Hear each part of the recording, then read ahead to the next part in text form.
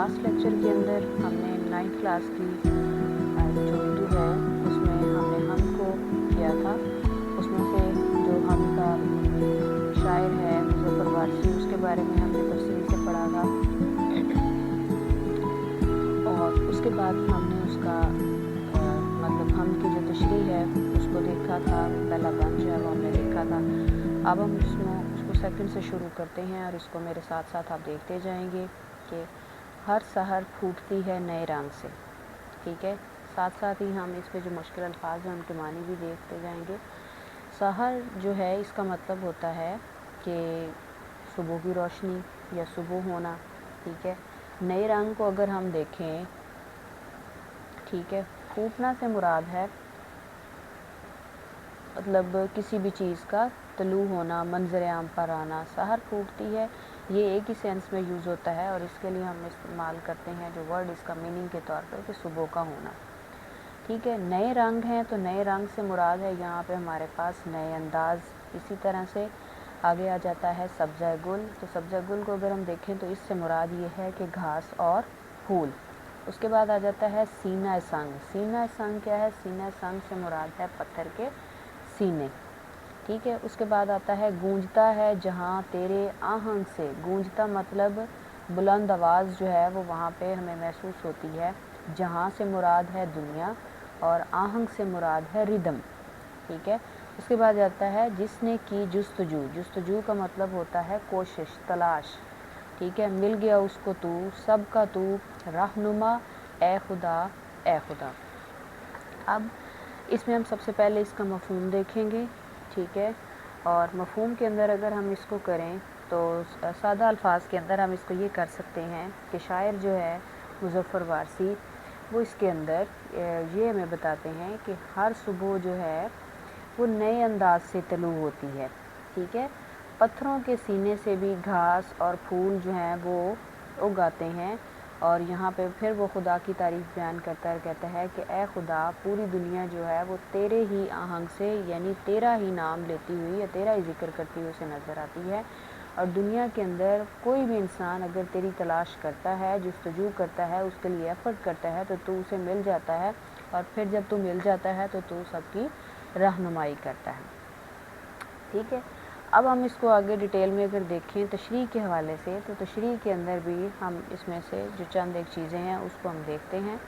اس کے اندر یہ ہے کہ مظفر وارثی جو ہے اس کو ہم نے ضرور ایڈ کرنا ہوتا ہے جب بھی ہم نے تشریح کو دیکھنا ہوتا ہے, ان کے بارے میں بتانا ہوتا ہے کہ وہ مطلب کیا خصوصیات رکھتے ہیں. ان کا شمار جو ہے موجودہ صدی کے معروف شعراء میں ہوتا ہے. اب معروف کا لفظ میں نے یہاں استعمال کیا, تو اس کو اگر میں مزید آسان کروں آپ کے لیے, اس کا مطلب ہوتا ہے کہ جو جانے پہچانے ہیں, جن کا نام ہے, مطلب جن کی شہرت ہے, انہیں تقدیسی ادب میں منفرد مقام حاصل ہے.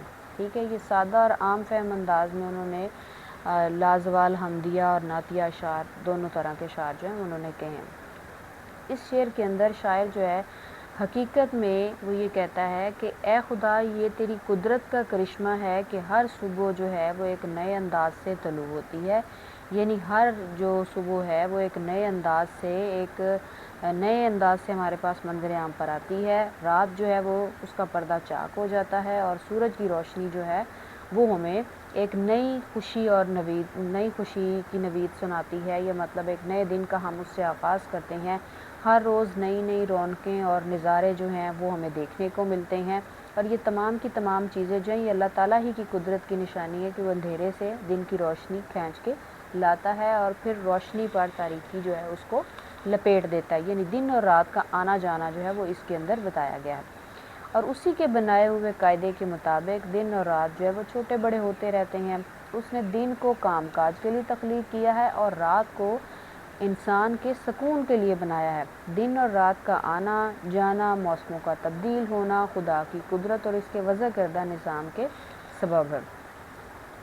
ٹھیک ہے, میں نے آپ کو پہلے بھی بتایا تھا کہ جب بھی آپ نے تشریح کرنی ہے تو اس میں کم از کم آپ نے 2 سے 3 اشعار جو ہیں وہ حوالے کے حساب سے آپ نے ضرور رائٹ کرنے ہیں. ٹھیک ہے, اس سے یہ ہے کہ آپ کا جو میٹیریل ہے وہ جاندار ہوگا, اور اس سے جو ایگزامینر ہے وہ آپ کو اچھے مارکس دے گا. ٹھیک ہے, اب اس کے اندر شاعر نے اس چیز کا بھی ذکر کیا ہے کہ کائنات کی ہر شے جو ہے وہ اللہ تعالیٰ کی تصویر بیان کرتی ہے. ٹھیک ہے، جب اللہ تعالیٰ کی تسبیح بیان کرتی ہے، انسان اللہ تعالیٰ کی ذات تک پہنچنے کے لیے، اس کو تلاش کرنے کے لیے جتنی بھی ایفرٹ کرتا ہے تو اللہ تعالیٰ کی ذات جو ہے وہ اس کے لیے تمام راستے کھول دیتی ہے اور اس کی رہنمائی جو ہے وہ کرتی ہے۔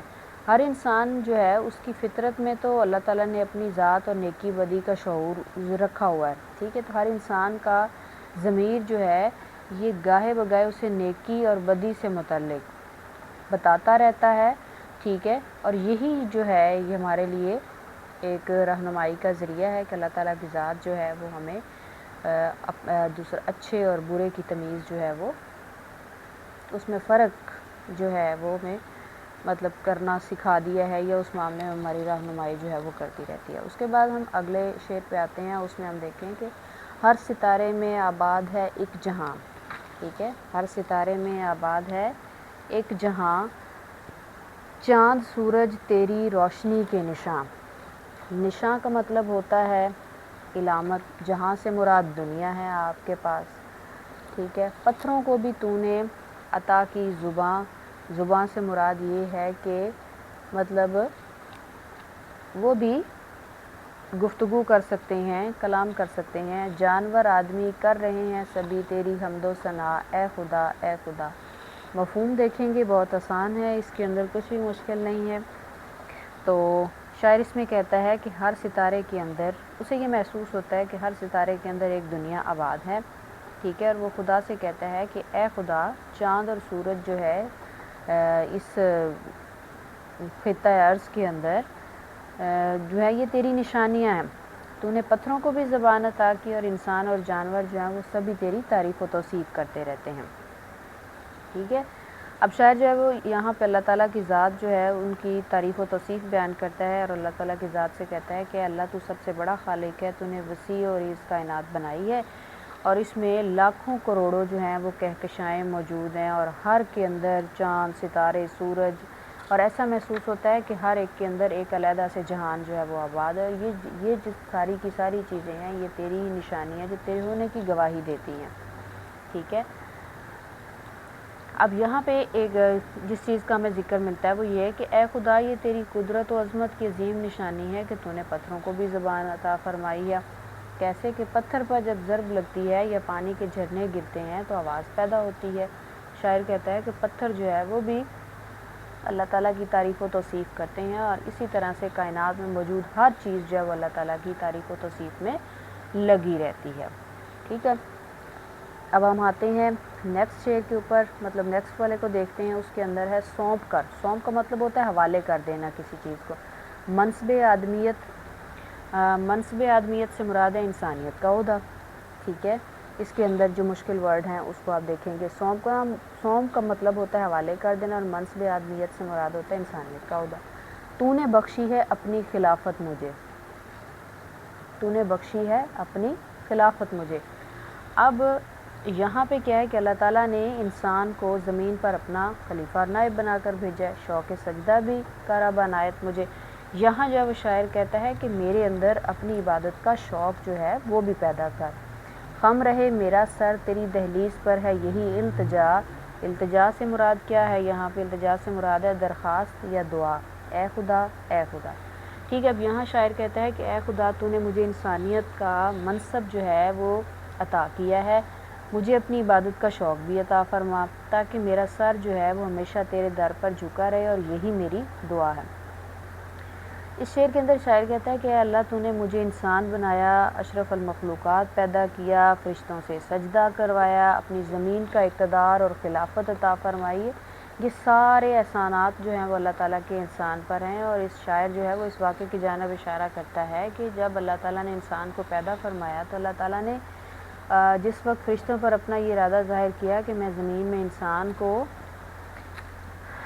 پیدا کرنے والا ہوں اور اسے اختیار دوں گا، زمین کا اقتدار عطا کر دوں گا، اور وہ وہاں زمین پر میرا نائب ہوگا، تب فرشتوں نے کہا کہ یہ انسان جو ہے یہ زمین پر جا کر فساد برپا کرے گا اور خون بہائے گا، جبکہ ہم تو تیری تسبیح اور حمد کرتے ہیں۔ یہ فرشتوں کا اللہ تعالیٰ کی ذات سے مکالمہ تھا، لیکن اللہ تعالیٰ نے فرمایا کہ جو کچھ میں جانتا ہوں وہ تم لوگ نہیں جانتے۔ اس کے بعد جب خدا نے انسان کو تخلیق کیا تو سب فرشتوں کو ان کے سامنے سجدہ کرنے کا حکم دیا، ٹھیک ہے۔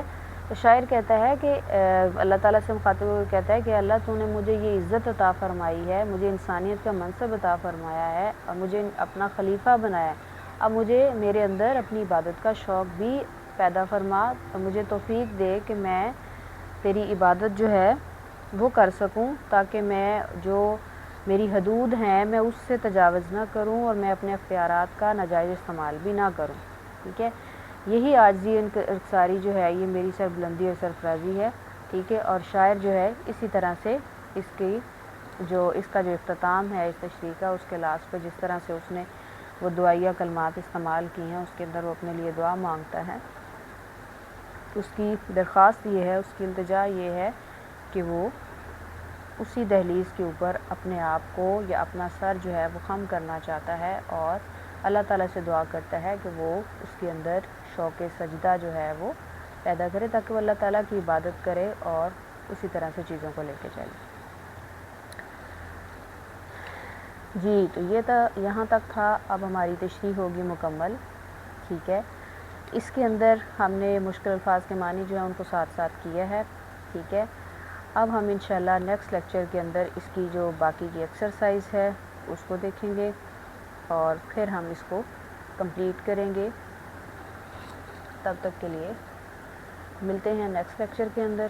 تب تک کے لیے اپنا خیال رکھیے. اللہ حافظ.